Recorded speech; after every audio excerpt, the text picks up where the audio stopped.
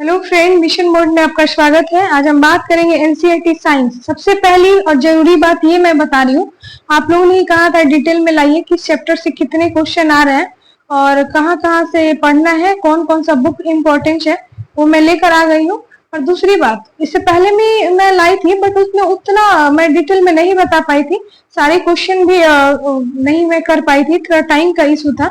लेकिन मैं इस एक बात बता दूं कि अगर आप एग्जाम को लेके, आप किसी भी एग्जाम को लेके सीरियस हैं, तो सबसे पहली बात तो आपको साइंस के लिए तो एनसीईआरटी पढ़ना ही पड़ेगा, ये बहुत जरूरी है। और बाकी आप लुसेंट जो फैक्ट आप कवर करते हैं, रिवीजन करते हैं, वो तो है ही, लेकिन आप स्पेशली साइंस की तो 6th से लेकर 10th तक, 10वीं तक, 6ठी से लेकर 10वीं तक आप पढ़ ले। 6 to 10 एनफ है। और 11 से भी क्वेश्चन आपको देखने को मिला है, और 11 से क्वेश्चन मिला है केमिस्ट्री से, बायो से, तो आपको करना पड़ेगा। ऐसा नहीं है कि आप देखिए 11th क्लास से आपको मिला है। चलिए मैं इसको डिटेल में आपको बताऊंगी। 11th और 12th के भी कुछ चैप्टर है जो बहुत इंपॉर्टेंट है। तो आने वाले सारे एग्जाम के लिए, चाहे वो टीचर हो, बीपीएससी हो, 72 हो, दरोगा हो, सचिवालय हो, ईडीओ का एग्जाम हो, सारे एग्जाम में आपके बहुत ये हेल्प करेंगे आपके। ये देखिए 8वीं, अब आते हैं टॉपिक पे। ये 8वीं कक्षा की है किताब। देखिए अध्याय संख्या है 11। अध्याय नाम है विद्युत धारा, रासायनिक प्रभाव। विद्युत धारा का क्या है? रासायनिक प्रभाव। ये बुक है, ध्यान से देखिए, 8 क्लास की। और इससे एक क्वेश्चन आया है एग्जाम में, और मैं क्वेश्चन का भी डिस्कशन करवाऊंगी। ये 9वीं की है। 9वीं में आपको चैप्टर 11 और 12 से क्वेश्चन पूछा है। ये देख लीजिए, कार्य ऊर्जा और कार्य ऊर्जा। देखिए पेज नंबर 165, 177। और क्वेश्चन की जो संख्या है वो 3 है।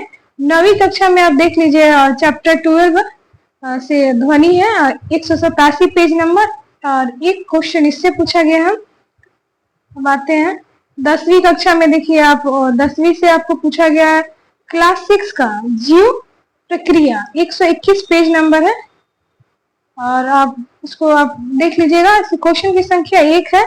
और जो ये है 10वीं का जो है विज्ञान, चैप्टर 18 में विद्युत धारा का चुंबकीय प्रवाह, 269 पेज नंबर है। और पेजों की प्रश्न की संख्या 1 है। ये किताब है, इसको आपको ले लेना है और पढ़ना है। जो नहीं पढ़ रहे हैं, जो पढ़ रहे हैं तो उनके लिए तो खैर क्या ही कहना। 11वीं का देख लीजिए। 11वीं और 12वीं से लोग कहते हैं कि उतना क्वेश्चन नहीं आता है, बट 11वीं 12वीं से क्वेश्चन अच्छा खासा देखने को मिला है। अगर आपको 4-5 क्वेश्चन भी बायो और केमिस्ट्री से आ रहे हैं, बायो केमिस्ट्री, जीव मतलब जो भी है, जीव विज्ञान कह लीजिए, रसायन विज्ञान कह लीजिए, बायो केमिस्ट्री, तो ये अगर बन रहे हैं 5-6 क्वेश्चन तो ये तो बहुत इंपॉर्टेंट है आपके लिए।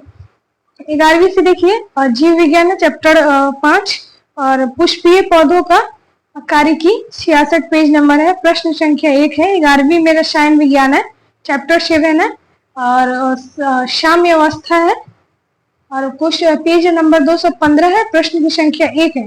11वीं में है जीव विज्ञान का चैप्टर 19, और रासायनिक संयोजन तथा एकीकरण है, पेज नंबर 246। प्रश्न की संख्या 1 है। तो ये भी बहुत इंपॉर्टेंट है आपके लिए। अब 12वीं पे आते हैं। 12वीं का देख लीजिए। 12वीं में जीव विज्ञान चैप्टर 1 से ठोस अथवा ठोस अवस्था है, उसको पेज नंबर कितना है? ये 92 है। प्रश्न संख्या 1 है। 12वीं से आपको देखिए रसायन खंड, विज्ञान खंड 1 से है, चैप्टर 9 का उप सहयोजक यौगिक जो है, 274 पेज में है। और प्रश्न संख्या 1 है। 12वीं जीव विज्ञान मानव स्वास्थ्य रोग है, जो 148 पेज नंबर में है। और एक है, एक प्रश्न इससे भी आया है। रासायनिक विज्ञान खंड 2 से देखिए, चैप्टर 7 दैनिक जीवन में रसायन, 471 पेज नंबर।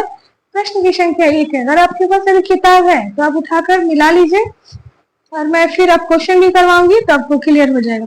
रसायन विज्ञान से है, हो गया। रसायन विज्ञान खंड 2 से चैप्टर 6 बहुलक है, 459 459 पेज से एक क्वेश्चन है।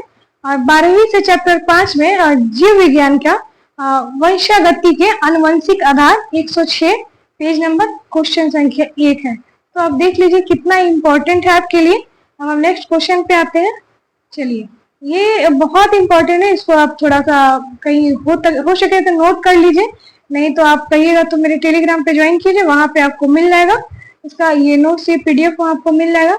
और इसको आप ध्यान में रख के पढ़ाई कीजिए, चाहे जो भी आप एग्जाम दे रहे हैं, तो थोड़ा प्रीवियस ईयर का करंट जो क्वेश्चन पूछ रहा है उसका रिव्यू लेते रहिए। चलिए अब हम इससे क्वेश्चन पे बात करते हैं फिर।